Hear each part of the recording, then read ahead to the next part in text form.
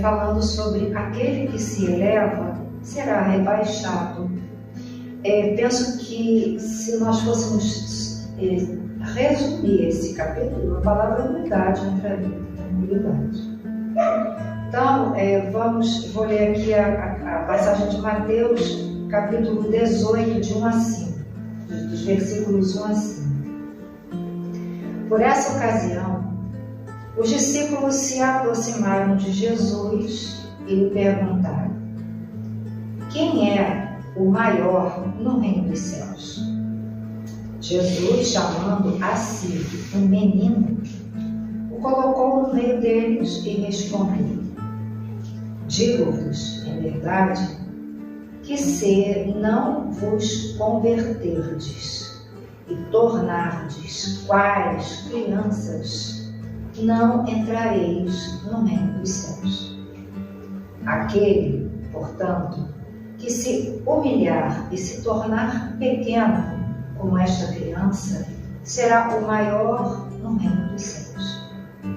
E aquele que recebe em meu nome a uma criança, tal como acabo de dizer, é a mim mesmo que recebe. Esse capítulo, esses versículos, eles vêm falar de o quanto nós precisamos, como vinde a minhas criancinhas, o quanto nós precisamos ter a simplicidade de uma criança, a tranquilidade que tem uma criança brincando. Se você parar para ver crianças brincando, elas são criativas, elas qualquer coisinha, mesmo hoje que as crianças estão submersas no eletrônico, quando elas ficam sem esses aparatos eletrônicos e pegam brinquedos e pegam coisas criativas. Estava vendo outro dia crianças brincando com massinha. Era uma massa que escorregava, feito uma geleca. E eles estavam ali fazendo uma festa, o troço caía, eles botavam de novo, o negócio caía. E eles faziam a maior festa naquilo, parecia uma bobagem, Mas eles brincavam, estavam brincando. Então, acho que quando Jesus fala da criança, é justamente esse ponto de você conseguir criar, de você conseguir ver beleza numa coisa tão simples. Alegria em estar num momento tão simples. Eu acho que essa é a questão. Eu não gosto muito da palavra humildade, eu falei. Eu acho que a gente podia colocar humildade. Ser humilde. Tornar-se humilde. Porque dentro das nossas questões do espírito, a gente sabe que uma criança, ela é um espírito antigo, um espírito que já viveu, um espírito que já errou. Então, a pureza que a gente fala da criança é a oportunidade desse novo ciclo de vida, você conseguir trabalhar, como o Joana de Ângeles fala, como um diamante bruto, e trazê-la para se tornar uma pessoa boa, uma pessoa que vai aprendendo. Você tem aquela oportunidade da inocência da criança, onde aquele habitante antigo, aquele espírito antigo, ainda não se consolidou. Então, nesse momento, é nisso que ele fala, a brincadeira da criança, a simplicidade da criança, a criatividade da criança. Quando você se coloca naquele contexto de simplicidade, você está sendo, sim, como ele fala aqui, o maior no reino dos céus. Então Jesus diz que se nós conseguirmos ter essa simplicidade, essa serenidade, essa alegria espontânea, genuína, que a criança ela se alegra, por mais doloroso que seja a sua vida, ela sempre tem alguma coisa que chama ela para o melhor que ela possa fazer. Então, a mãe dos filhos de Zebedeu se aproximou dele com seus 2 filhos e o adorou, dando a entender que ele queria pedir alguma coisa. Disse-lhe ele: quem és? Manda, disse ela, que esses meus 2 filhos tenham assento no teu reino, um à tua direita e outro à tua esquerda. Mas Jesus lhe respondeu: não sabes o que pedes. Podeis vós, ambos, beber o cálice que eu vou beber? Essa pergunta é forte, né?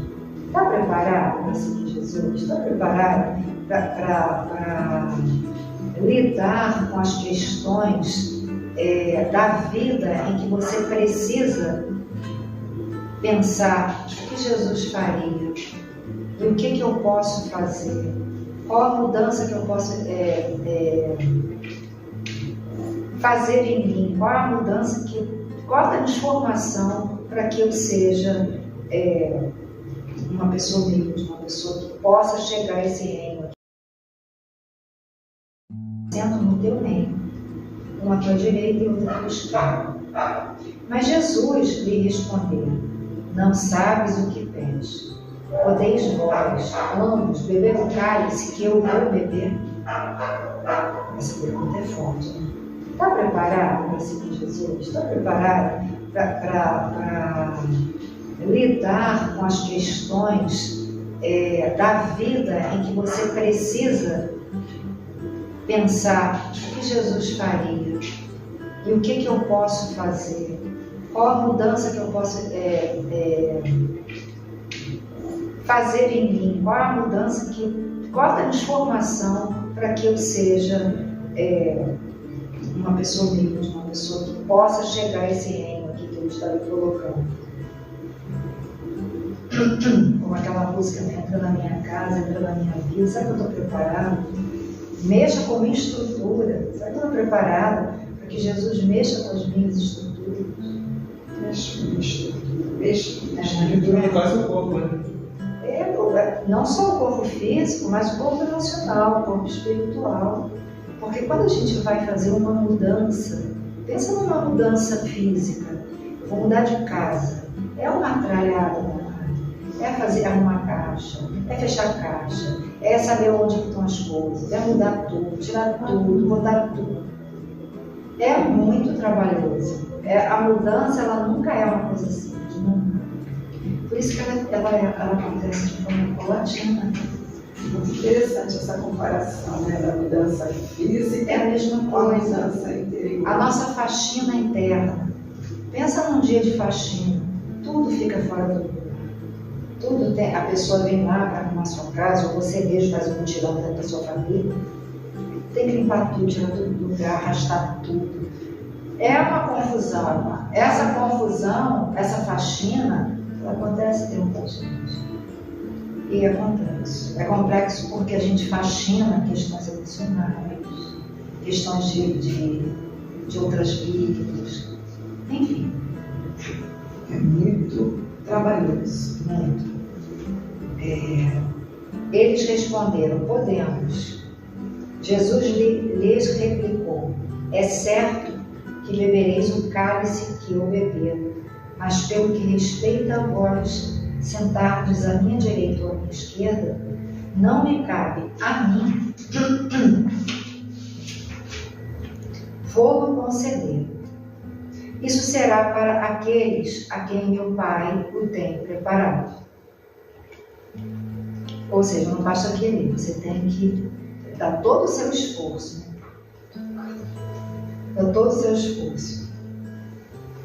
Ouvindo isso, os 10 outros apóstolos se encheram de indignação contra os 2 irmãos. Jesus, chamando-os para perto de si, lhes disse, porque eles eram pessoas normais, não ficavam enciumados, eles eram ciumentos. Sabeis que os príncipes das nações os dominam e que os grandes as tratam com império. Assim não deve ser entre vós, ao contrário, aquele que quiser tornar-se o maior, seja vosso servo. Aquele que quiser ser o primeiro entre vós, seja vosso escravo. Do mesmo modo que o Filho do Homem não veio para ser para ser servido, mas para servir e dar a vida pela redenção de muitos. Aqui deve ser não veio, né?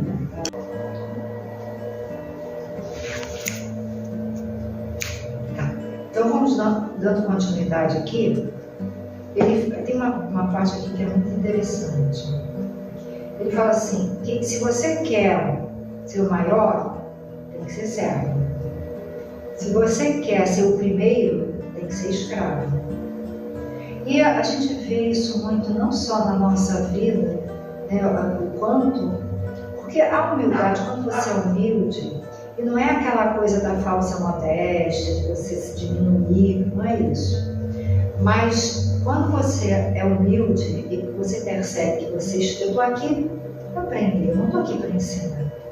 A gente passa aquilo que já leu, a gente passa aquilo que já compreendeu, a gente compartilha, né, que é uma palavra da moda, compartilha todos os nossos ensinamentos, não apenas dentro da doutrina, mas fora dela, com outros saberes, né? Porque é importante compartilhar. Não tem que guardar para a gente. É importante compartilhar porque é uma oportunidade que eu entrego uma informação, recebo outra e isso vai enriquecendo o meu interior. Então, a humildade é saber que eu não estou aqui para ensinar. Eu não estou aqui dizendo eu sei mais do que o outro. Não, eu só estou aqui porque é um trabalho que eu gosto, porque é uma coisa que me faz bem e trabalhar. Quando você vai colocar uma questão, você precisa ter estudado aquela questão, lido, isso é enriquecedor para nós. Então, se eu sou humilde, eu vou crescer na visão espiritual. E na nossa vida particular, em trabalho, as pessoas às vezes, elas erroneamente, elas pensam que elas precisam se exaltar, se exibir para conseguir as coisas. E aí começa aquela questão, um atropelando o outro, que é uma coisa tão desagradável, né? Eu não me preocupo com quem está na minha frente. O Evangelho, ele é um professor das coisas que acontecem na nossa vida. Não é uma coisa assim, isso aqui é santificado, eu vou guardar lá para o centro, para a igreja, para o templo, ou o que seja. Não.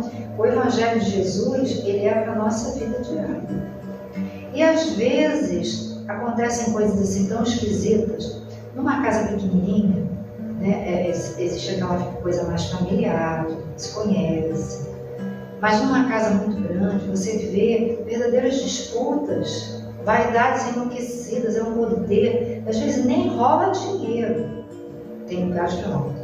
Mas é aquela coisa do poder. Eu estou mandando, eu quero assim.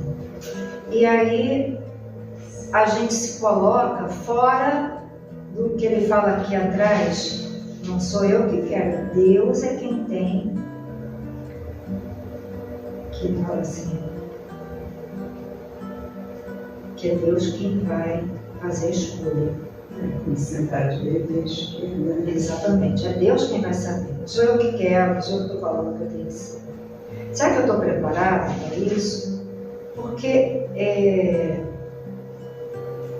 certa vez eu estava estudando um curso de mitologia, aí estudávamos as questões junguianas, né, de Carl Gustav Jung, dentro dos orixás. Até foi bem interessante o estudo. E aí uma coisa que até o autor do livro é José Jorge, não sei o que. Aí vem uma Paula do Chá falando, né? E ela diz assim, as pessoas entram querendo ser o chefe não sei do que, mas tem que lavar o banheiro. Primeiro todo mundo tem que lavar o banheiro.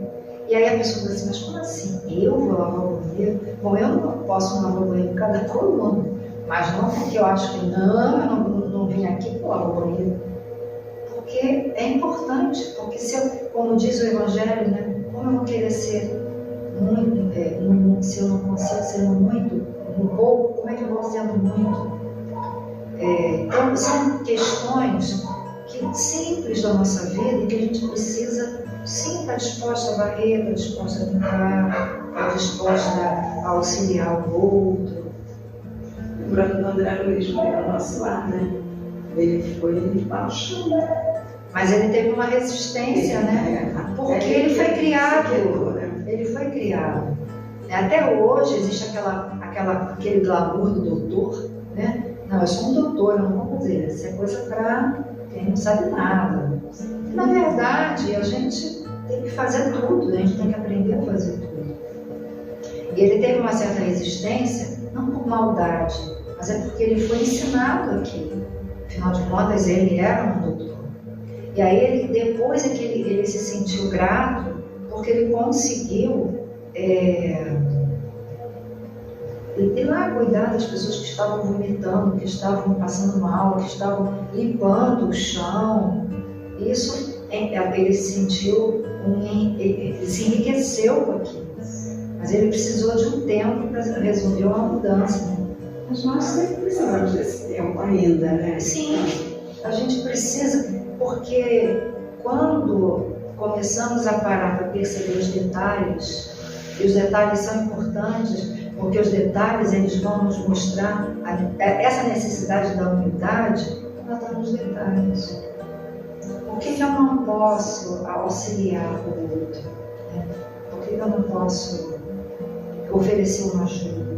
Tudo bem que hoje em dia a coisa está meio sinistra, mas a gente continua tentando, se protegendo, claro, mas tentando.